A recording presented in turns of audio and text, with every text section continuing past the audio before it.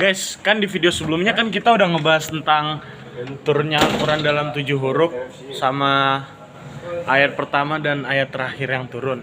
Kali ini kita akan ngebahas tentang materi mantuk dan mafhum. Oke, tetap stay semuanya. Jangan lupa share dan komen. Ya, kembali ke materi Ulumul Quran tentang mafhum dan mantuk. Secara definisi itu, mantuk adalah suatu yang ditunjukkan oleh lafaz pada suatu ucapan, yakni bahwa petunjuk makna berdasarkan materi huruf yang diucapkan. Pembagian mantuk terbagi menjadi nas, zohir, istiqda, dan isyarah, dan muawal. Oke. Di sini saya akan menjabarkan seluruh pengertiannya agar kalian paham ya guys.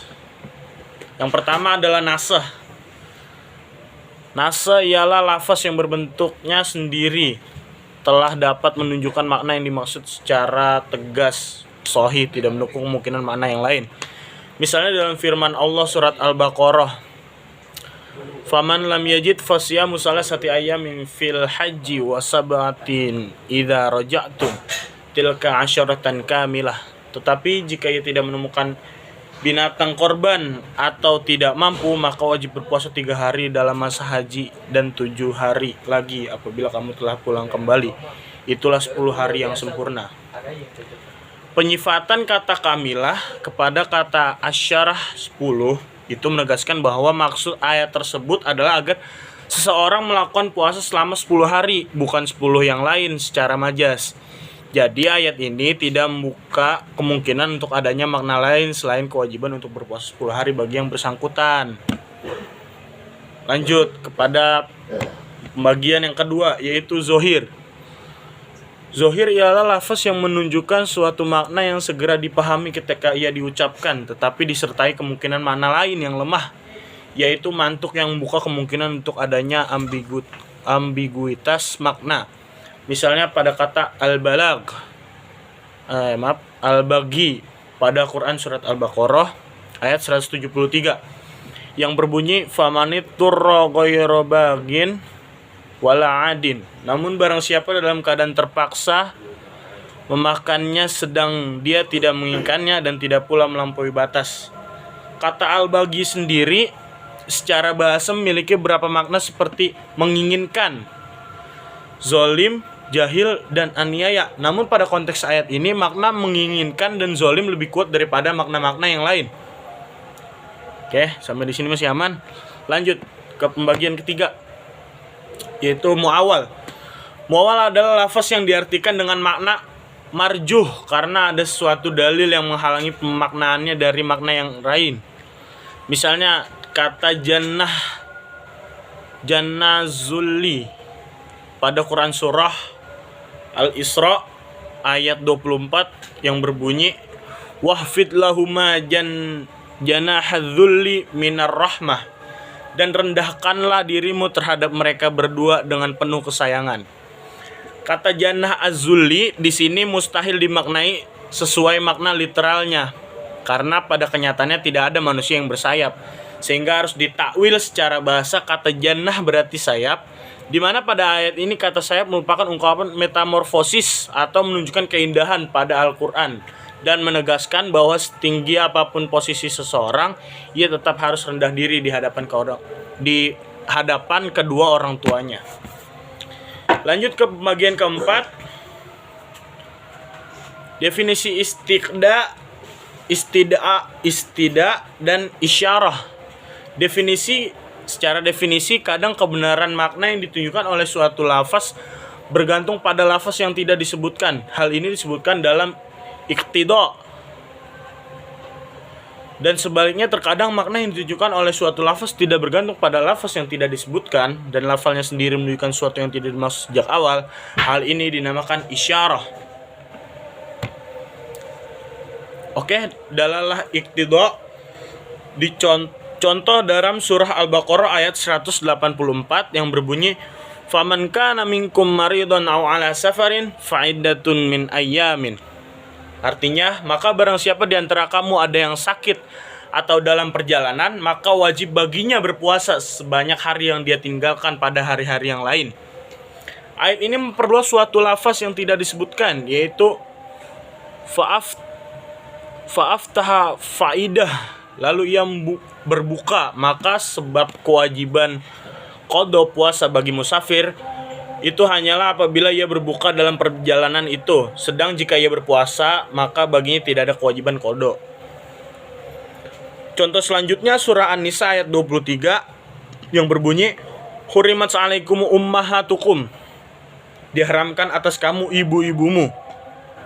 Ayat ini tidak menyebutkan kata al-wat'u, bersenggama, sehingga maksudnya adalah bahwa diharamkannya atas kamu bersenggama dengan ibu-ibumu, tetapi menunjukkan makna seperti itu. Selanjutnya adalah dalalah isyarah. Dicontohkan dalam surah Al-Baqarah ayat 187, uhilla lakum lailatas siyami arrafasu ilan nisaihikum hunna libasul lakum wa antum libasul lahun. Alimallahu annakum kuntum takhtalun.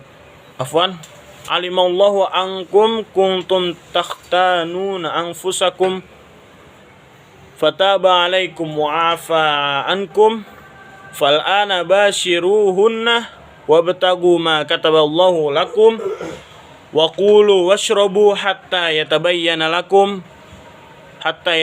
lakumul khaytul abyadu minal khaytil aswadi minal fajri. Ya, sebelumnya mohon maaf kalau bacaan saya agak jelek ya guys, mohon dimaklumi ya. Ya boleh nanti di stitch aja kalau yang salah ya. Artinya dihalalkan bagi kamu pada malam hari bulan puasa bercampur dengan istri-istri kamu. Mereka adalah pakaian bagimu, dan kamu pun adalah pakaian bagi mereka. Allah mengetahui bahwasannya kamu tidak dapat menahan nafsu. Karena itu Allah mengampuni kamu dan memberi maaf kepadamu. Maka sekarang campurilah mereka dan ikutilah apa yang telah ditetapkan Allah untukmu. Dan makan minumlah hingga terang bagimu benang putih dan benang hitam, yaitu fajar. Penjelasan dari ayat ini menunjukkan bahwa keabsahan puasa bagi seorang yang memasuki waktu subuh dalam kondisi junub, sebab ayat ini memperbolehkan hubungan suami istri hingga terbitnya fajar. Oke, saya lanjut kepada definisi mafhum dan macam-macamnya. Mafhum adalah makna yang ditunjukkan oleh lafaz tidak berdasarkan pada bunyi ucapan.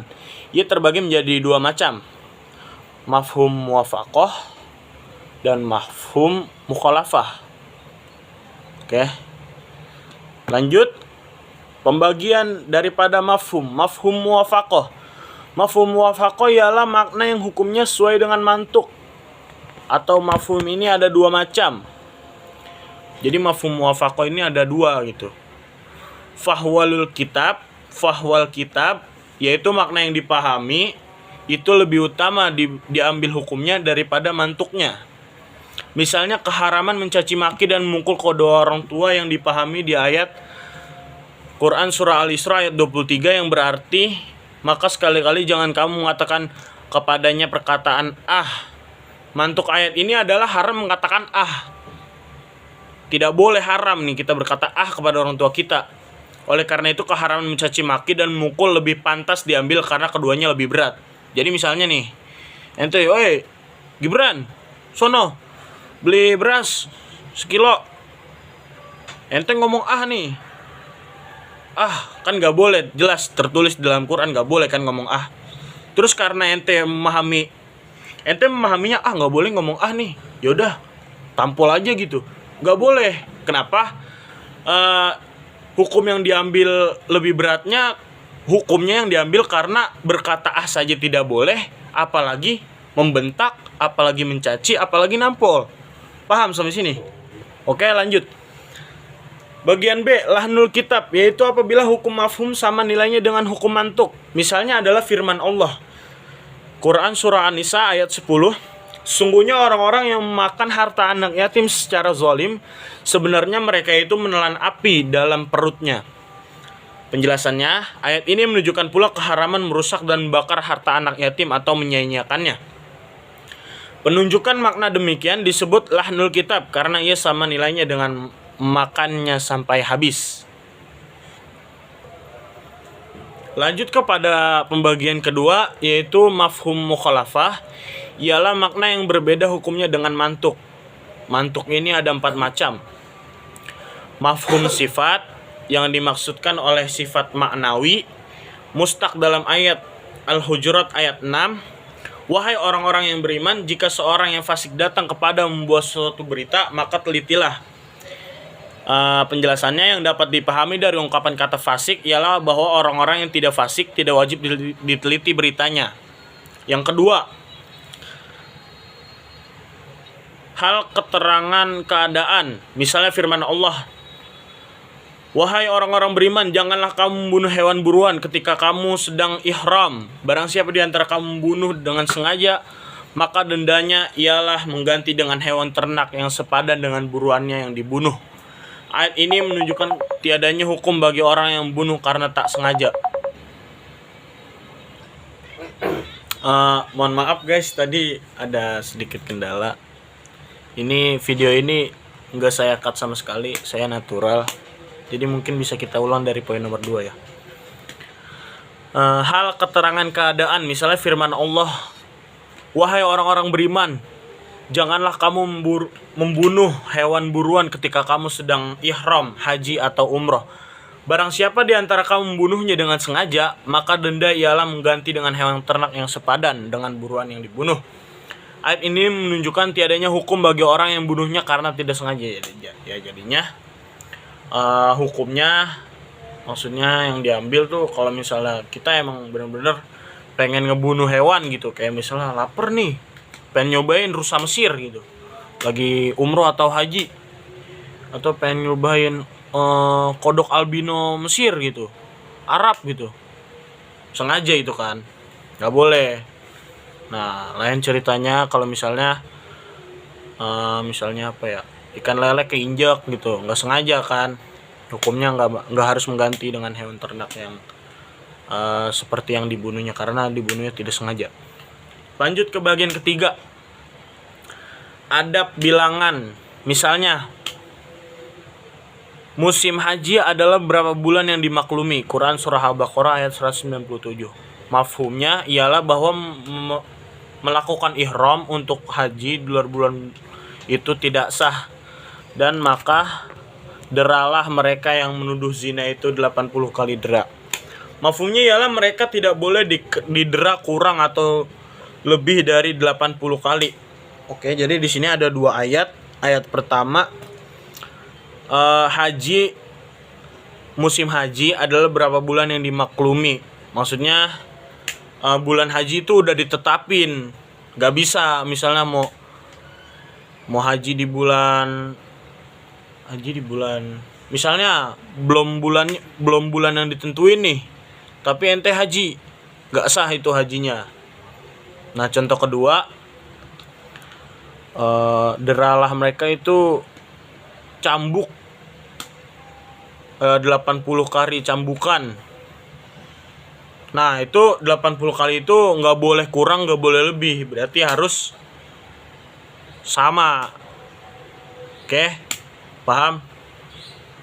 Lanjut. Oke, kita lanjut. Mana nih? Bagian B, mafhum syarat, seperti, dan jika mereka istri-istri yang sudah ditalak itu sedang hamil, maka berikanlah kepada mereka nafkahnya. Quran Surah At-Tolak ayat 6. Makna atau mafhumnya ialah istri yang dicerai tetapi tidak sedang hamil tidak wajib diberi nafkah. Ayat ini ngejelasinnya kan, jika istri-istrinya sedang hamil lalu ditalak, maka harus tuh dinafkahin. Nah, jadi mafhumnya adalah kalau istrinya nggak hamil maka nggak wajib dinafkahkan gitu. Lanjut ke bagian C, mafhum goyah. batas waktu. Misalnya Quran surah Al-Baqarah ayat 230. Kemudian jika suami mentalaknya sudah talak kedua, maka perempuan itu tidak halal lagi baginya hingga ia kawin dengan suami yang lain. Mafhumnya ialah istri tersebut tidak halal bagi suami pertama sesudah ia nikah dengan suami yang lain dengan memenuhi syarat-syarat pernikahan. Nah, yang ini ayat ini aneh yakin yang kalian udah pada tahu, tapi yang belum tahu, jadi misalnya kalian nikah terus diceraiin sama, misalnya si cewek dicerain sama cowok nih kan. Nah, si cewek nih nggak boleh balik lagi ke suami pertama kalau udah talak 3, kecuali si cewek udah nikah lagi. Gimana misalnya? Misalnya ABC nih. A nih cowok, B-nya cewek, nikah kan, set gitu. Nah, terus nikah, cerai, tes. Nah, nggak bisa nih balik lagi gini. Harus geliwer dulu ke yang lain, yang si istri, tes gitu. Nah, terus udah jadi sah, dicerain lagi, baru bisa balik ke yang pertama. Dan itu bukan secara terkonsep atau sengaja, kayak misalnya udahlah pengen balik lagi nih, nyari orang nih buat dinikahin biar bisa balik ke suami yang pertama. Nggak bisa. Itu gimana ya, mungkin penjelasannya bisa ditanyakan ke ahlinya yang langsung ya. Lanjut ke D, mafhum hasr atau pembatasan. Misalnya hanya kepada Engkaulah kami menyembah dan hanya kepada Engkaulah kami memohon pertolongan. Quran surah Al-Fatihah ayat 5. Mafhumnya adalah bahwa selain Allah tidak disembah dan tidak dimintai pertolongan. Oleh karena itu ayat tersebut menunjukkan bahwa hanya Dialah yang berhak disembah dan dimintai pertolongan. Nah, ini udah harus jelasin nih. Ya kan nggak boleh menyekutukan Allah ente. Ente Islam kafah nggak ente? Oke.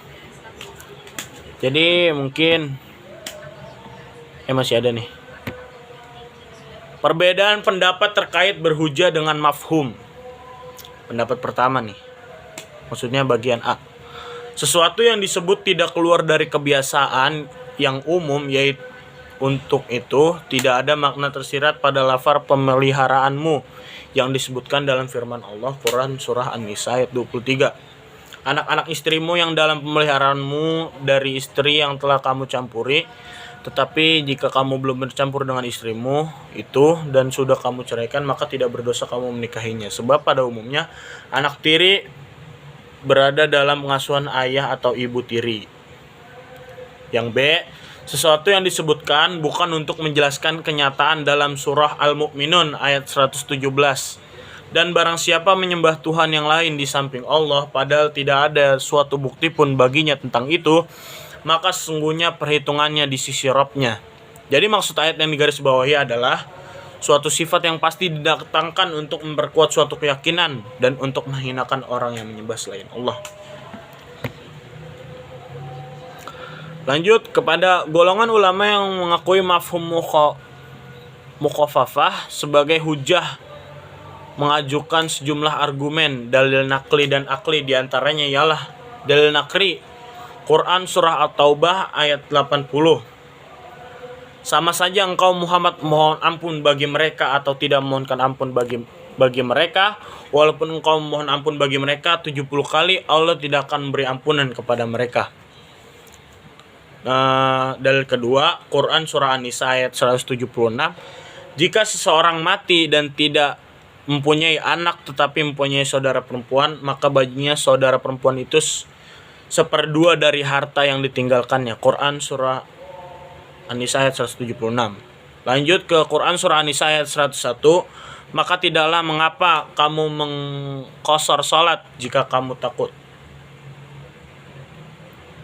Lanjut kepada dalil aklinya. Andai kata kedudukan hukum orang fasik sama dengan orang yang tidak fasik dalam firman Allah, wahai orang-orang yang beriman, jika seorang yang fasik datang kepadamu membawa suatu berita, maka telitilah kebenarannya.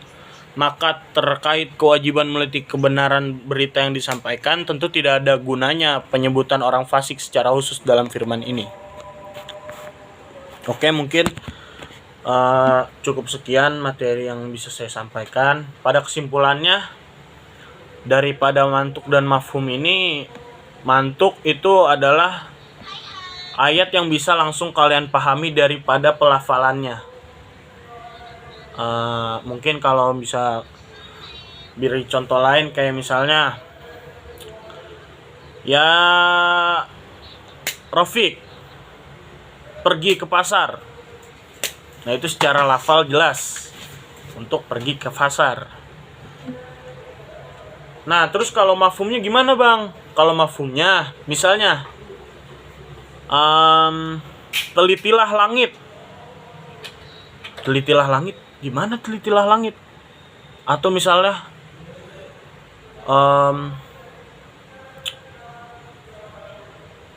pelajarilah langit. Pelajari apanya?